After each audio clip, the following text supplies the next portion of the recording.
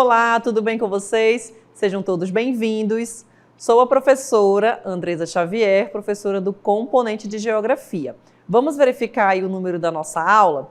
Então, temos a aula de número 9 com o objeto de conhecimento Relações entre os componentes físico-naturais, parte 1.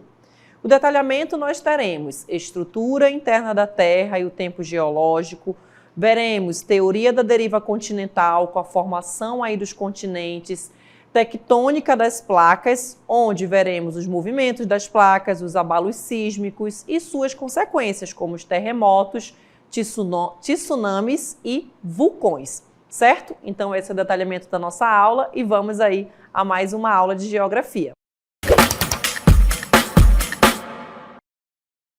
Muito bem, então vamos iniciar a nossa aula falando um pouco sobre as esferas da Terra, né? Conhecendo essas esferas para a gente entender o que ocorre no interior do nosso planeta, para a gente falar ali sobre os abalos sísmicos, né? Sobre os terremotos, sobre os vulcões.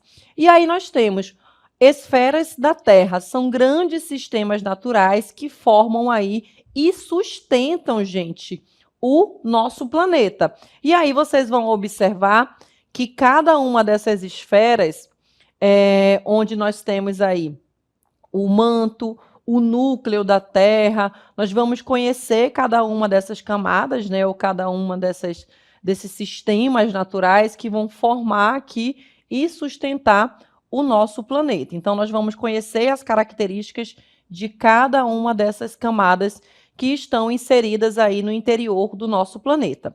Cada esfera, gente, ela possui características e funções específicas, tá bom? Então, nós vamos conhecer as características de cada uma delas e perceber essas características e diferenças, né? Também observando aqui as funções específicas de cada uma. E elas vão o quê? Interagir entre si, justamente aqui para manter o equilíbrio ambiental e também a vida do nosso planeta, tá bom? Então, cada uma com as suas temperaturas, com as suas características, né, que são aí vitais para a manutenção da vida no nosso planeta. E aí vamos iniciar falando sobre o interior, né, da Terra, do nosso planeta, e aí nós temos a crosta terrestre, ou como nós podemos chamar também de litosfera, tá bom? E aí nós vamos iniciar observando as características dessas camadas. Então, nós temos aí crosta terrestre ou litosfera e o conceito, qual seria, né? É uma camada sólida, superficial do planeta, da Terra. E aí na imagem a gente pode observar essa crosta continental, vamos observar também as características do manto e também nós temos aqui a crosta ou a crosta, né, oceânica, tá bom? Então, nesse perfil aí de relevo, a gente consegue perceber as diferenças já nessa imagem, né? Então, nós vamos observar também a função de cada uma delas. E aí nós temos essa camada, ela vai ser dividida em crosta continental, né, como eu mostrei para vocês aí na imagem, mais uma vez aí a imagem para vocês. E aí nós temos também a crosta oceânica, tá bom? E o que nós vamos encontrar nessa crosta aqui continental? Nós temos nessa crosta, gente, os continentes, né, que é onde nós estamos, e também as ilhas.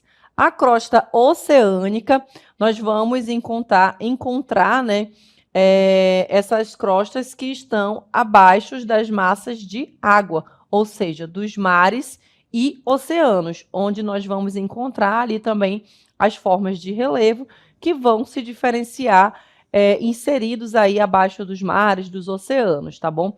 Cada uma também com a sua função, as suas características, as suas funções específicas, certo? Vamos conhecer agora a parte do interior do nosso planeta. A primeira parte é o manto. E aí nós vamos observar as características de cada uma delas. Então, aí no manto, gente, nós temos aí uma camada abaixo da crosta, né, ou seja, ali da litosfera, e aí nós temos a profundidade do manto. Então, aí na imagem vocês já conseguem observar, né? essa parte circulando aí, a nossa imagem em azul, nós temos a crosta continental, né, que vai sustentar ali, manter os continentes. E aí, abaixo dela, né, nós temos o manto. E esse manto, ele vai ser dividido ali em duas partes, que a gente vai ver mais à frente. Mas, no geral, nós temos aqui a primeira característica, que é a profundidade, de 70 quilômetros e 2.000, né, 900 quilômetros. A maior parte do manto, ele vai se encontrar ali a forma, né, de magma, que é uma forma viscosa, que fica ali nos vulcões, tá bom? Então, essas são as primeiras características aí do interior do nosso planeta. Então, nós falamos sobre a crosta continental, né, ou a crosta oceânica, e aí abaixo dessas duas camadas nós temos aí a parte do manto e a divisão entre eles. O manto, gente, ele vai ser subdividido em duas camadas principais. E aí nós temos os exemplos, né, que nós vimos ali na imagem. Nós temos manto superior, tá bom? Que vai ficar na parte mais próxima ali da crosta continental, né? Essa parte do manto, ela está localizada logo abaixo da crosta, ou seja, ela vai estar mais próxima da crosta continental, e ela é composta por rochas sólidas, mas que possuem características plásticas, até por conta desse material que nós vimos, que é um material viscoso, né, em forma ali de magma, tá bom? Então, esse material ele pode fluir lentamente ali ao longo do tempo, né, ao longo dos anos. E nesta região que nós encontramos o que nós chamamos de astenosfera, uma camada parcialmente derretida, e isso, por conta dessa viscosidade, né, desse movimento aqui de fluir lentamente, é que nós vamos verificar o quê? O movimento das placas tectônicas. Vocês já ouviram falar sobre isso aí? Movimentação das placas tectônicas, que as placas elas estão ali em constante movimentação. A gente não consegue sentir aqui esse movimento, a não ser que esse movimento ele ocorra de forma mais intensa, né? Como os terremotos. E aí a gente vai sentir aqui na crosta continental, na litosfera, né? Isso são aí em alguns países que a gente vai observar mais à frente, né? O Brasil ele não sente tanto essas movimentações por ele estar localizado no centro de uma única placa tectônica. Só que quando a gente tem ali duas ou mais placas tectônicas e essa cidade, esse local, ele fica no encontro dessas placas, quando elas se movimentam, que é justamente esse movimento aqui que a gente observa, e aí a gente vai sentir ali os abalos, tá bom? Vamos agora ao manto inferior. Aí eu tenho as características do manto inferior, ele está aí inserido, né, localizado abaixo do manto superior, né, que nós acabamos de ver. Esta região ela já é composta por rochas mais densas, né? Nós vimos ali na parte superior o formato mais viscoso, né? Então, menos plásticas aí. Embora ainda seja sólida, o manto inferior ele está sujeito também a pressões e temperaturas extremamente altas, né? Então, nessa parte mais interna do nosso planeta, nós vamos observar também essa questão das temperaturas, que ao longo das outras camadas nós vamos perceber que essas temperaturas elas estarão aí, são mais elevadas.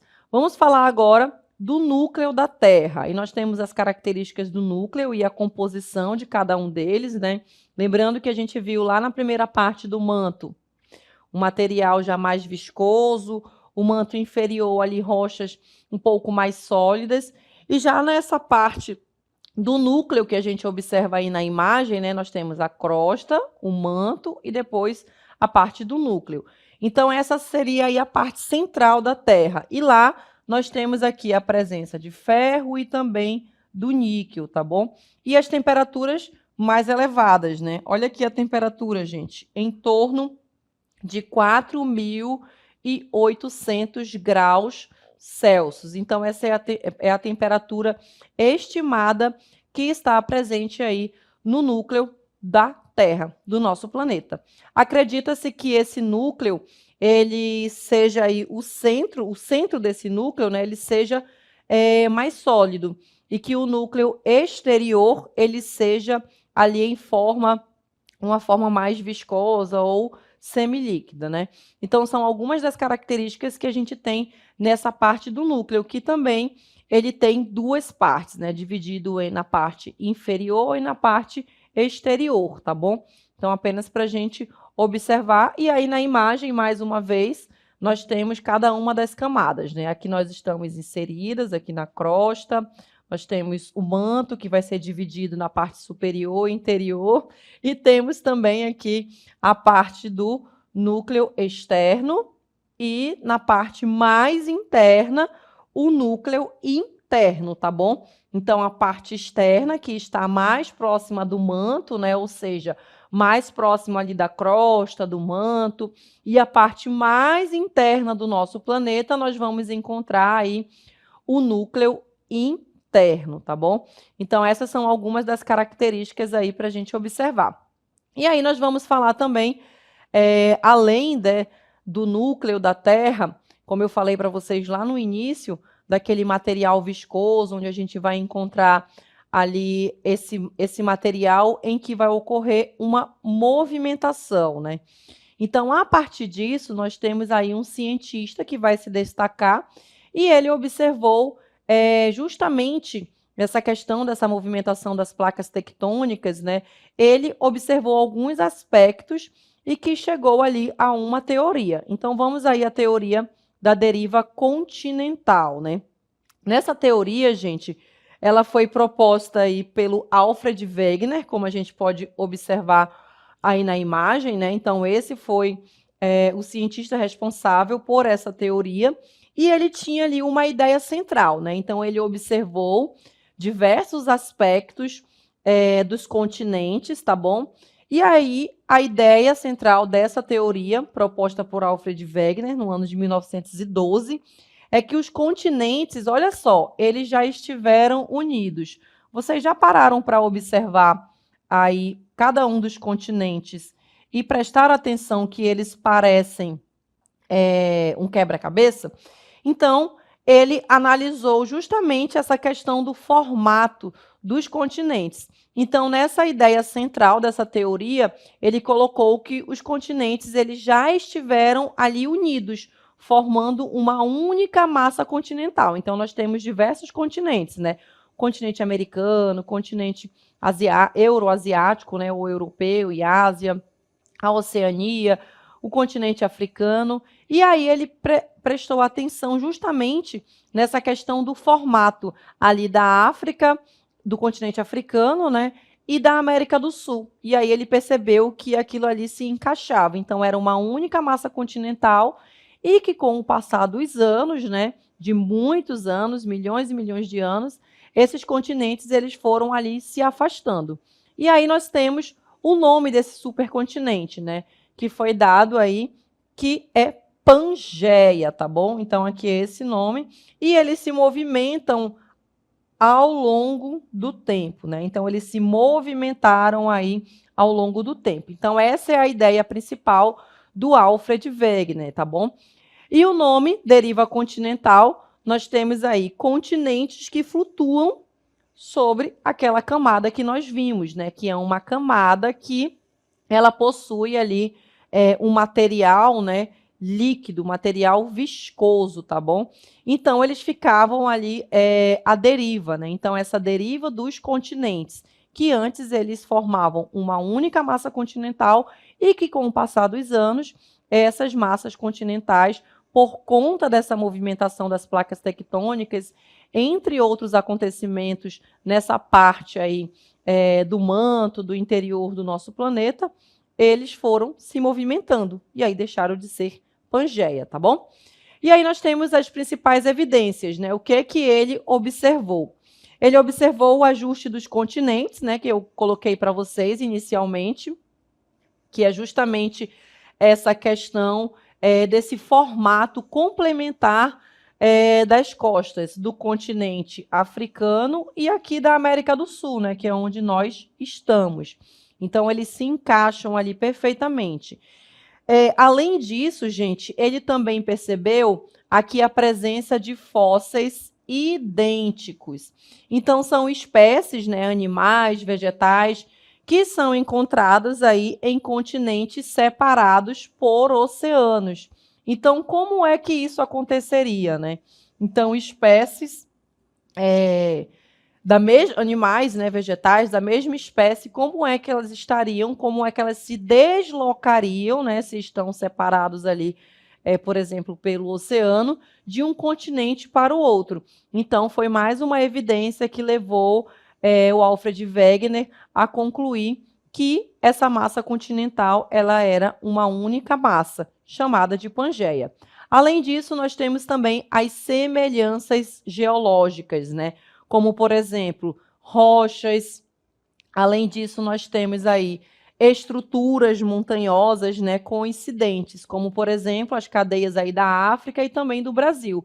Então, aqui nós vamos falar também, né, além daquela questão do formato, dos fósseis, a gente tem também essas semelhanças geológicas. Então, quando vocês ouvirem falar dessa teoria, vocês já sabem também que a gente vai ter uma semelhança na presença dessas formas de relevo, né, nas formas de rochas, nas estruturas montanhosas. Temos também os registros climáticos, né, que são vestígios aí de glaciação tropical em regiões quentes atualmente, né?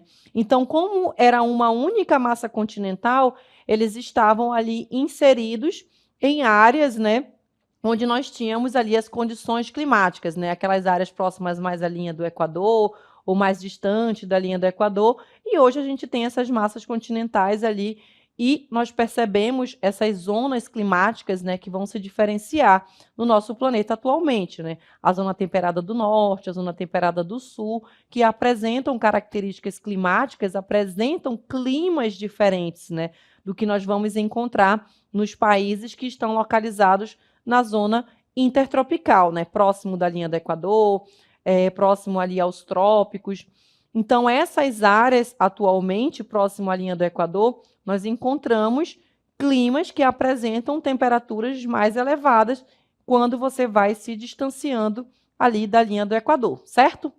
Temos aí algumas limitações, né, e críticas iniciais que foram feitas aí a essa teoria, né? Então, o Wegener, gente, ele tinha todas essas informações, né? Ele observou aí esses dados, mas ele não explicou aí o mecanismo que movia o continente, né? Então, nesse período, ele colocou ali na teoria, né, dessa movimentação, mas ele não sabia explicar como que isso poderia ter ocorrido, né? Como é que era uma única massa e depois eles se separaram. Então, os cientistas da época, né, eles acabaram rejeitando essa teoria por falta de explicação, né? Ele não sabia explicar quais eram essas forças aí envolvidas.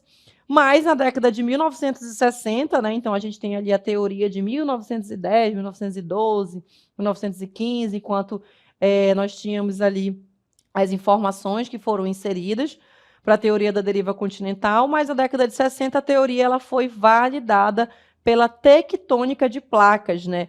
Então, esse mecanismo que a gente viu aqui, que ele não sabia explicar aqui no início, ela foi explicada, validada por essa tectônica das placas, que vai explicar justamente esses movimentos, né? Via correntes de convecção aqui que acontecem no manto da Terra. Então, a partir disso, foi confirmado aí a teoria, né? Então, anos depois, então foram feitos vários estudos, vários cientistas aí que foram explicar esse mecanismo que movia esses continentes, né? Que até então o Wegener não sabia ali, então, concluir na teoria. E aí nós temos as placas tectônicas. Então, o que são essas placas, né? Então, nós temos aí grandes blocos rochosos, né? Que a gente vai mostrar mais à frente para vocês, blocos rochosos rígidos que vão compor aqui a nossa crosta terrestre, né? Então, nós temos aí diversas placas tectônicas. Então, são 14 grandes placas principais, né? Essas placas, elas vão se movimentar, tá bom? Então, essas placas, elas estão em constante movimento, alguns centímetros por ano, onde é analisado, né? Onde é avaliado sobre o manto terrestre, tá bom? Lembra que a gente falou do manto inicialmente? Então, eles se movimentam, né? Esse material líquido que está ali faz com que essas placas, esses blocos rochosos, eles façam ali o movimento. As placas oceânicas, elas carregam a crosta oceânica, né, que já é uma crosta diferente. Ela já é mais fina e mais densa, tá bom? E aí, nós vamos perceber essas diferenças. As placas continentais, gente, elas carregam o quê? A crosta continental, tá bom? Vão carregar ali os continentes, né? E são associadas a grandes massas aí de terra e tendem a ser mais espessas. Já a oceânica, ela é mais fina, como nós observamos, tá bom? Então, nós temos essas características das placas continentais e menos densas que a crosta oceânica, como nós vimos. As oceânicas e continentais, tipos encontradas tanto sobre os continentes e também ali na parte oceânica, tá bom? Então, é como se elas fossem placas mistas, certo? Vamos observar agora a imagem e aí nós vamos perceber cada uma das placas tectônicas que estão delimitadas aí por essas cores em destaque para vocês em vermelho. E aí nós temos, olha, a placa norte-americana, a placa sul-americana, que é onde está inserido o nosso continente, né, onde está o Brasil. Então, essas linhas em vermelho vai indicar para a gente os limites de cada uma dessas placas, tá bom? A placa africana, a euroasiática, a placa arábica, a placa indiana, a placa australiana, a placa antártica e assim em diante. E aí vocês vão perceber que onde nós temos aqui, olha, a presença de vulcões ativos é onde eu tenho o encontro de duas ou mais placas tectônicas. Então, todos esses símbolos aí que vão indicar para a gente esses vulcões, a gente vai perceber duas ou mais placas tectônicas que estão ali próximas uma das outras, né? Então, com esse movimento, com esse atrito, nós vamos perceber a formação de vulcões e também uma maior incidência de terremotos.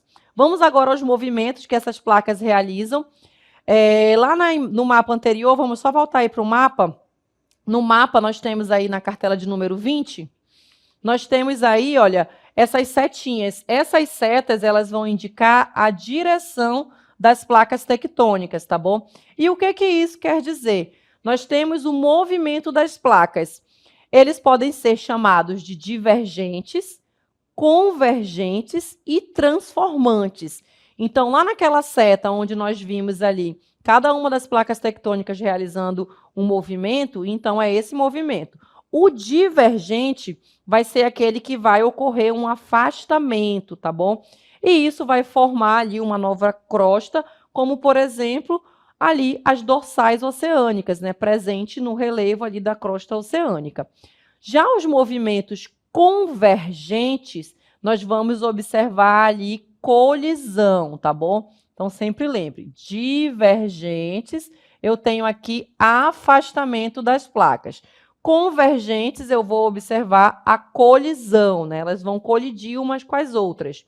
E aí nós vamos ter a formação de vulcões, de montanhas, de outras formas de relevo, né? Porque elas vão estar se chocando ali, colidindo uma com o outro. As transformantes, eu vou observar, olha, um deslize lateral. E quando ocorre esse tipo de movimentação, nós vamos perceber os terremotos, tá bom? E aí, dependendo dessa movimentação, né, esse terremoto pode ser um pouco mais intenso ou não. Aí a causa nós temos as correntes de convecção lá no manto. Lembra que a gente falou lá no início da estenosfera?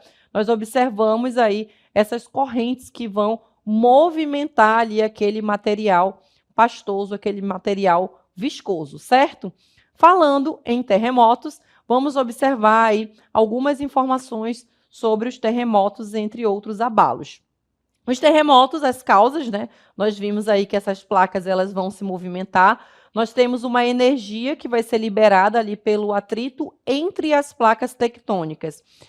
O terremoto, gente, a medição dele, vocês já ouviram aí no jornal, quando acontece um terremoto ali no Chile ou em outros países, né? Eles sempre falam, ocorreu um terremoto de 7,5 na escala Richter.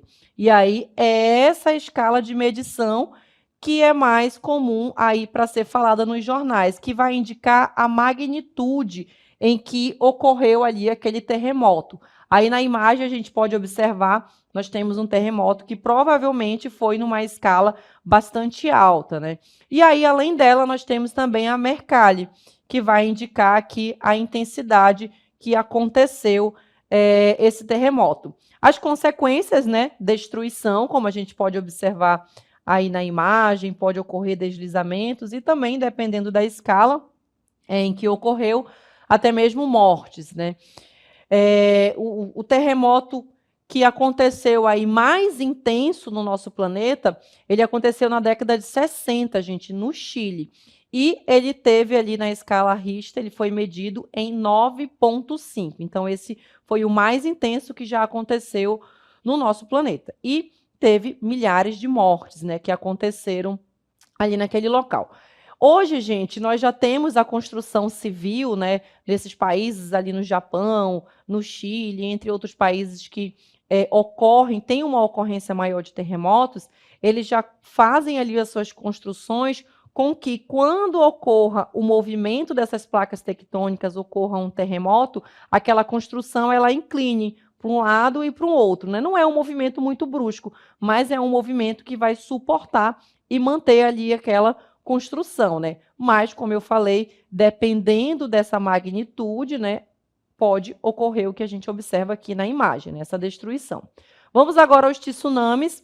Aí nós temos a origem dos tsunamis, né? O que vai acontecer? O terremoto, gente, ele vai acontecer ali, terremotos submarinos, né? Erupções. E aí vai ocorrer um forte impacto, né, ali no oceano. Então, nós temos ondas gigantes, né? Pode também ocorrer ali inundações ou até mesmo mortes, como, por exemplo, aí é o caso do tsunami que aconteceu no Oceano Índico, né, no ano de 2004. E aí também, se não tem as informações de que aquilo ali está acontecendo no oceano, pode também trazer ali diversos desastres, certo? Vamos agora falar sobre os vulcões, aí uma imagem para vocês. E aí nós temos a formação, os limites de placas ou pontos quentes, né, com as temperaturas mais elevadas. Nós vimos lá no mapinha, né, naquela legenda, tínhamos vários vulcões, né? E nós percebemos que eles estão ali principalmente no encontro de duas ou mais placas tectônicas.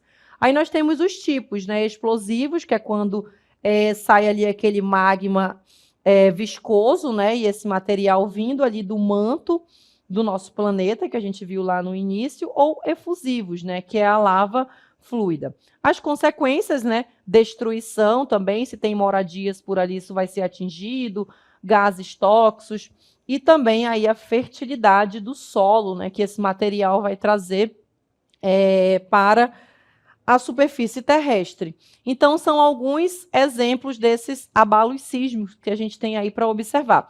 Agora, eu trouxe para vocês algumas imagens, né, para a gente mostrar aqui dos tsunamis, onde vai ocorrer ali o epicentro, né, desse tremor, dessa movimentação, vai ocorrer ali nos oceanos e isso vai causar ali fortes ondas, as inundações também que a gente viu ali como uma das consequências, levando também a mortes, né?